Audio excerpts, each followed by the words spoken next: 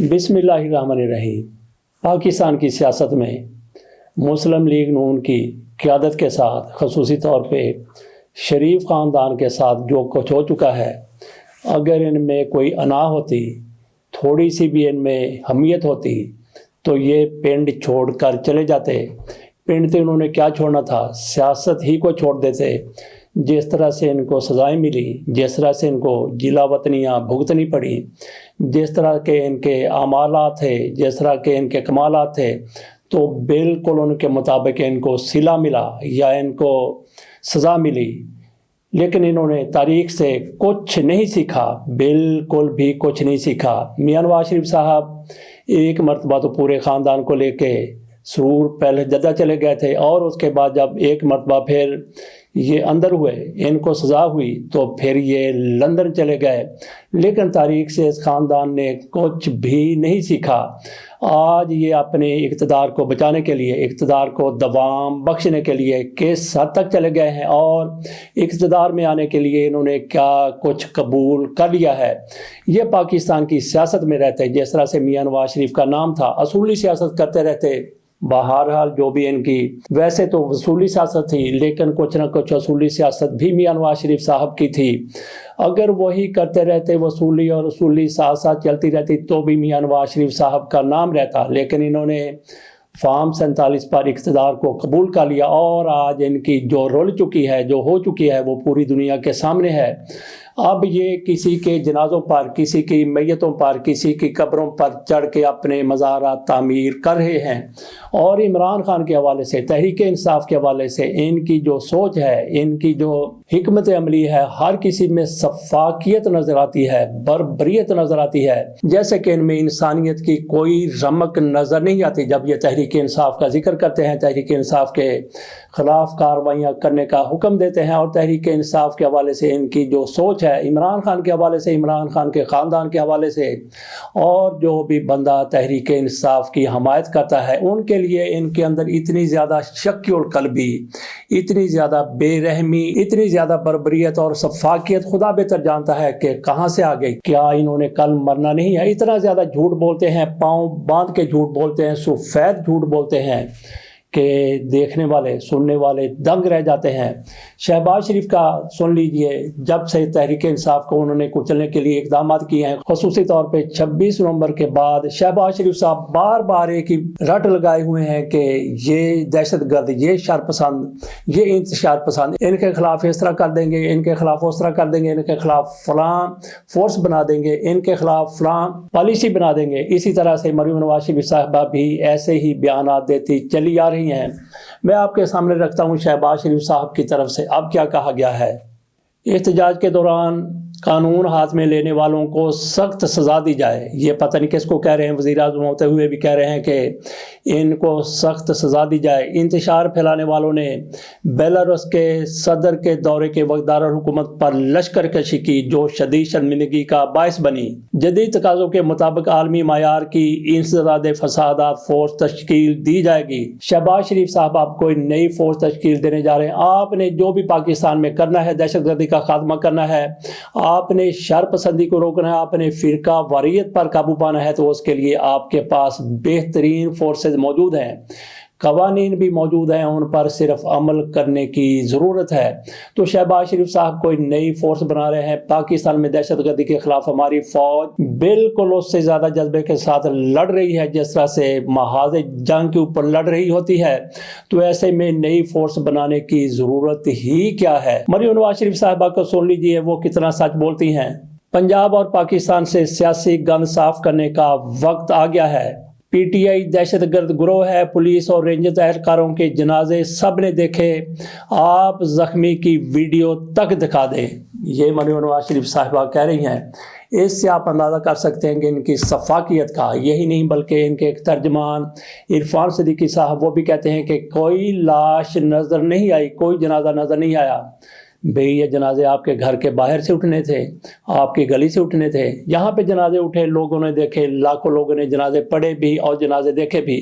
तो मरियम नवाज शरीफ साहिबा को कोई ज़ख्मी भी नज़र नहीं आया। इससे बड़ा سفید جھوٹ اور کیا ہو سکتا ہے؟ تو جیسے مریم نواز شریف صاحبہ کی طرف سے کہا گیا کہ پنجاب سے سیاسی گند صاف کرنے کا وقت آ چکا ہے، تو اس سے بہت سے لوگ سمجھے کہ شاید مسلم لیگ نون سیاست سے دور ہو رہی ہے، مریم نواز شریف صاحبہ استعفیٰ دے رہی ہیں، کیونکہ سب سے زیادہ گند انہی لوگوں کی طرف سے سیاست میں ڈالا گیا ہے، پھیلایا گیا ہے۔ ادھر ان کی داسی کی طرف سے بھی ایک بیان ملاحظہ کر لیجیے۔ عمران اور بشرا کی ناکام بغاوت کے ثبوت سامنے آ گئے، جنہوں نے انقلاب لانا تھا ایک دوسرے پر ٹاؤٹ ہونے کے، جاسوس ہونے کے الزامات لگا رہے ہیں۔ بہرحال ان کی دوسری بات درست ہے، لیکن پہلے جو ان کی طرف سے کہا گیا کہ عمران خان اور بشرا بی بی کے بغاوت کے ثبوت سامنے آ گئے، عمران خان جیل کے اندر موجود تھے، ان کے ساتھ ملاقات کرنے کے لیے بھی انہی لوگوں سے اجازت لینی پڑتی ہے۔ انہوں نے کیسے بغاوت کر دی؟ بہرحال جھوٹ بولنے میں چونکہ کوئی خرچہ نہیں آتا، بلکہ کہیں نہ کہیں ان کو فائدہ ہو جاتا ہے، اس لیے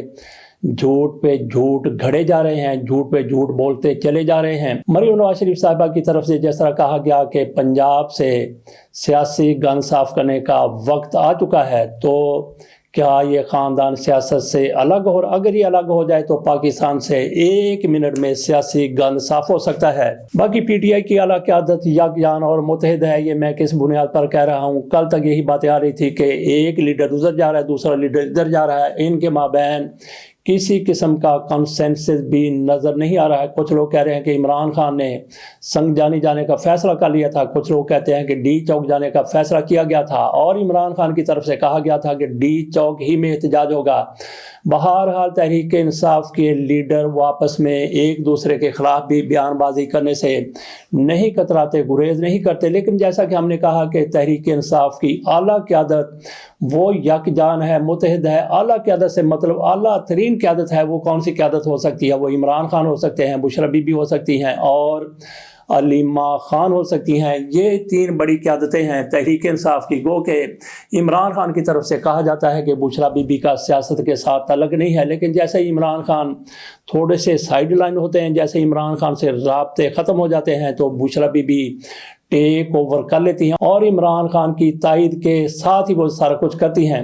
بات ہم نے کی کہ تحریک انصاف کی اعلیٰ ترین قیادت یکجان ہے، متحد ہے۔ وہ کس بنیاد پر کہا؟ کل علیمہ خان کی طرف سے یہ کہا گیا تھا، باقاعدہ انہوں نے پریس کانفرنس کرتے ہوئے صحافیوں سے گفتگو کرتے ہوئے انہوں نے کہا کہ ڈی چوک میں جس طرح سے بشرا بی بی کی طرف سے قیادت کی گئی ہے، لیڈ کیا گیا ہے، انہوں نے کہا کہ انہوں نے بالکل درست کیا ہے، ان کو یہی کچھ کرنا چاہیے تھا۔ اور پھر عمران خان کا بھی آج ٹویٹ سامنے آ گیا ہے، جس میں ان کی طرف سے کہا گیا کہ ہم نے ڈی چوک ہی جانا تھا اور بشرا بی بی نے جو کچھ کیا میرے کہنے پر کیا۔ میرا خیال ہے کہ آپ کے سامنے عمران خان کا تازہ ترین یہ ٹویٹ رکھ دینا چاہیے۔ آج اہل خانہ نے مجھے اسلام آباد قتل عام کی مکمل تفصیلات سے آگاہ کیا، کیسے ہمارے پرامن مظاہرین پر سیدھی گولیاں چلائی گئیں اور آئین و قانون کی بات کرنے والے درجنوں نہتے شہریوں کو شہید اور سینکڑوں کو زخمی کیا گیا۔ اب تک 12 شہداء کی تفصیلات سامنے آ چکی ہیں۔ عمران خان کی طرف سے کہا گیا کہ یہ جو بربریت ہوئی ہے پاکستان کی تاریخ کا سیاہ ترین باب ہے۔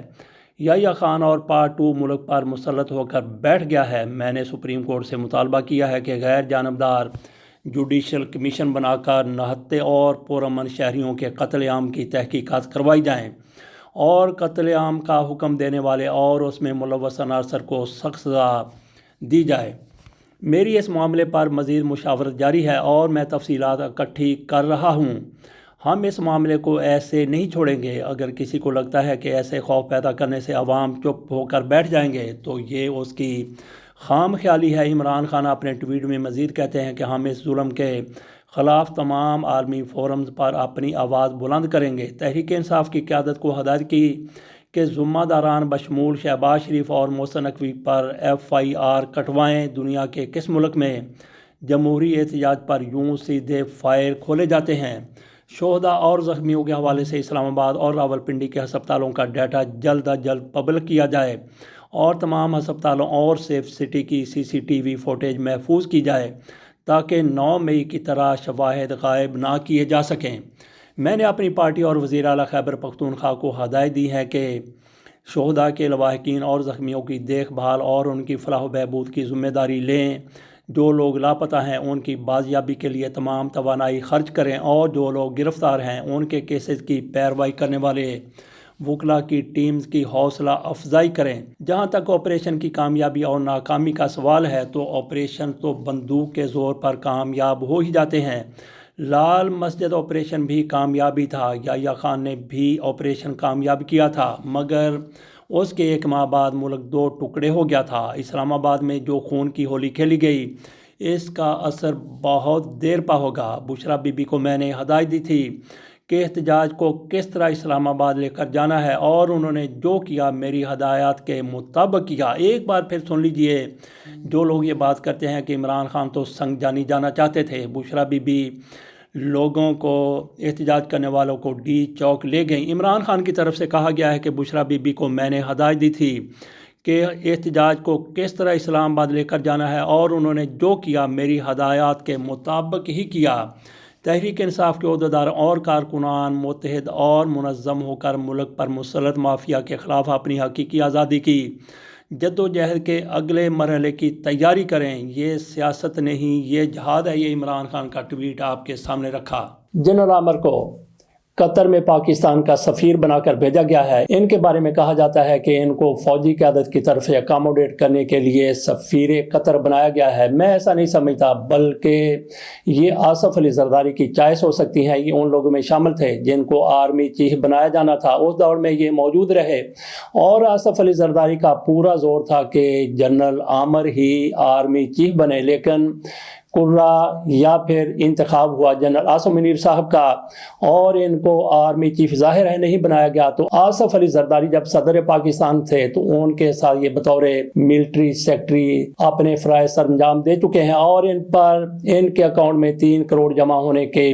بھی الزامات سامنے آئے تھے، اور پھر آصف علی زرداری نے ان کو بطور اپنے سیکٹری کے ایک پلاٹ بھی، جیسے ایوان صدر میں کام کرنے والے دوسرے ملازموں کو پلاٹ آصف علی زرداری کی طرف سے ایک دیا گیا تھا، ایک جنرل عامر کو بھی پلاٹ دیا گیا تھا۔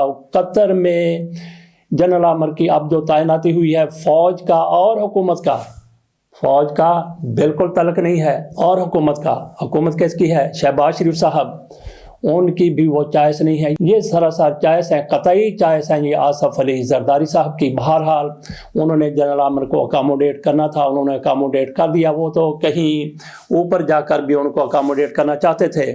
فوجی مصنوعات کی بائیکاٹ کے حوالے سے بھی مہم چل رہی ہے۔ تحریک انصاف کی طرف سے کہا گیا ہے کہ ہم نے باقاعدہ اس کا اعلان نہیں کیا، اور نہ ہی ہم وہ مہم چلا رہے ہیں۔ تو پھر کون یہ مہم چلا رہا ہے کہ پاکستان میں فوجی مصنوعات جو تیار ہوتی ہیں، جیسے کھاد ہو گیا، بسکٹ ہو گئے، دیگر بھی بہت سی چیزیں ہیں جو پاک فوج کے ادارے بناتے ہیں، ان مصنوعات کے بائیکاٹ کی مہم چلائی جا رہی ہے۔ تو اس کے پیچھے کون ہو سکتے ہیں؟ میں سمجھتا ہوں کہ اس کے پیچھے وہی لوگ ہو سکتے ہیں جو کل تک کہتے تھے کہ یہ جو دہشت گردی ہے اس کے پیچھے وردی ہے، اور مریم نواز شریف صاحبہ اپنے جلسے میں یہ نعرے لگواتی رہی ہیں، یہ ان کی موجودگی میں یہ نعرے لگتے رہے، اور انہوں نے بالکل اس پر کسی قسم کا کوئی رد عمل نہیں دیا تھا، لوگوں کو منع نہیں کیا تھا۔ باقی خواجہ آصف صاحب اور میاں نواز شریف صاحب پاک فوج کے حوالے سے جو کچھ کہتے رہے ہیں وہ بھی سب کے سامنے ہے۔